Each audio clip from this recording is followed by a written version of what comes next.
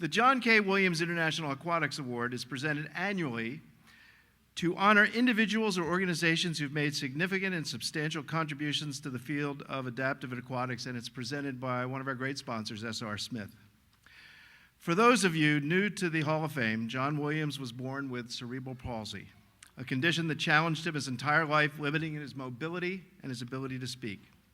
However, John never allowed these challenges to define him. He believed that his purpose in life was to be a role model for others with disabilities. His motto was, "Be happy. If I can be happy, you can too."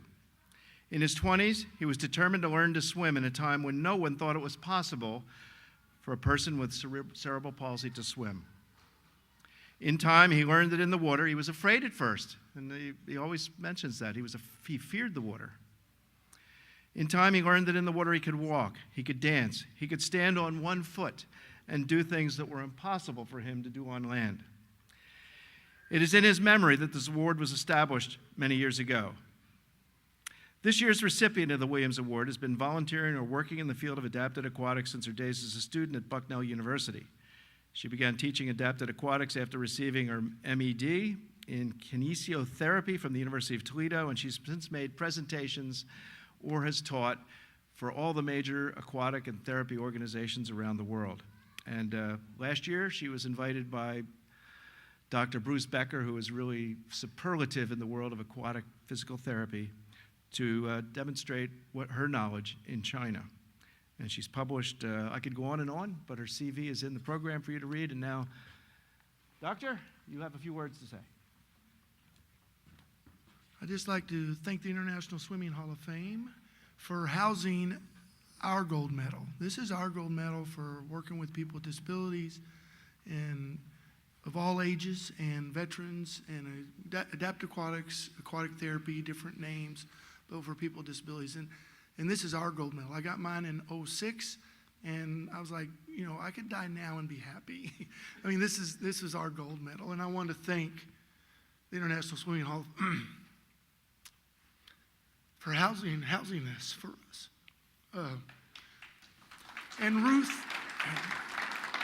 Meyer has spent 40 years playing this game, and I guess I'm going to invite her on up. So anyway, she has I took some of her 2 minutes, so I think she's like 30 seconds now. Thank you so very much. Indeed, this is such an honor. So I want to thank Mary Essert and John Spanath. Mary was one of my original mentors. Bruce Becker, Monica Lepore, Ann Weiser, Ruth Sova, Igor Burdenko, and all the others. As many have said, we can't do this alone. Now, I'm one that a lot does it alone because I typically do one-on-one therapy or one-on-one swimming. I have taught, and thank you for talking about China. That was pretty fascinating. SwimX has established some rehab pools over in China, and so we're now able to be doing some work over there.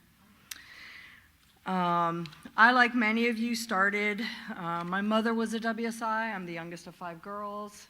Out of the 5, 4 got our WSI.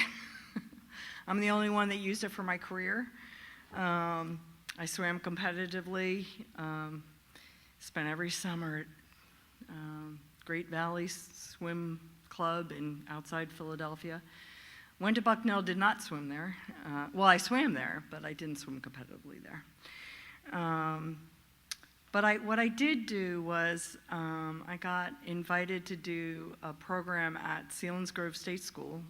That's when places for people with disabilities were called state schools. And I go to their therapy pool, and I think you'll all appreciate this. So I go into their therapy pool, and it's a zero-depth entry. Great, right? It's a beach entry, except that to get to the zero depth, you had to go down this amount. Like the deck was here, and then there was a drop down, and then it was zero depth. And so they had not been using their pool. And luckily, my dad was a logistician and my mom a biologist. So logic kind of prevailed, and I ended up developing an entire training program for their staff to get their residents into the pool because they literally weren't using it. And that kind of got me started. I really love sharing the water with people. I love taking the most fearful adult or child and giving them hope. I love humming.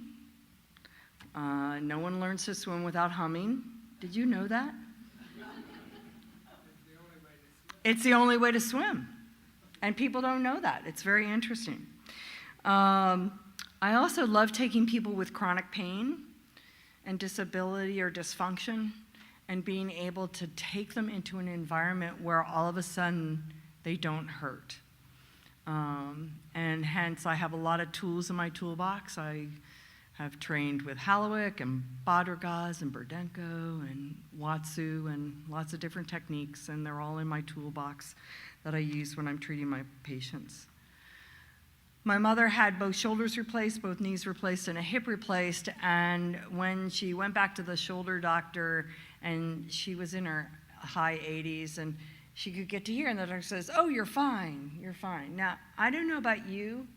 How many of you can brush your hair or rub the back of your head if you don't have hair when your hand only goes to here? You can't.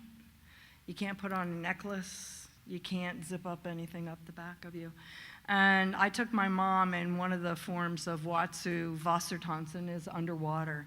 And I was able to take my mom and do that technique, because of course she loved the water. And you literally shake and bake. So I'm pulling her by her feet, and her arms are just flailing.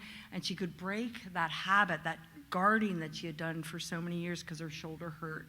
But her shoulder no longer hurt, and we got her up to here. That's what water does. And I think it's just such a blessing that we have access to water and that we have access to clean water. I'm a CPO as well. I'm a lifeguard, you know, all those things. Knowledge about water is so important. I totally am not following my notes, so that's really good. This summer, so I spent 10 years working at the VA hospital. It took them 2 years to renovate the pool. But I was so grateful that they didn't turn it into a little box pool. It's a beautiful old tile pool. It's a gorgeous therapy pool with a nice ramp and everything. And so I love being able to take a veteran who has chronic pain or some level of dysfunction and getting them to function again and get them to be able to work hard again and know who they are and move forward with that. So it's with a lot of gratitude I have that I had a mother who loved water, and from utero and then on, I'm kind of the mermadam. That's my license plate. I welcome any of you to come to Charlottesville, Virginia, and come see me. I'd love to share Watsu or any other aquatic therapy technique with you. And thank you for all that you do. And please continue to keep our pools open and clean and safe. Water safety is so important. So thank you very much.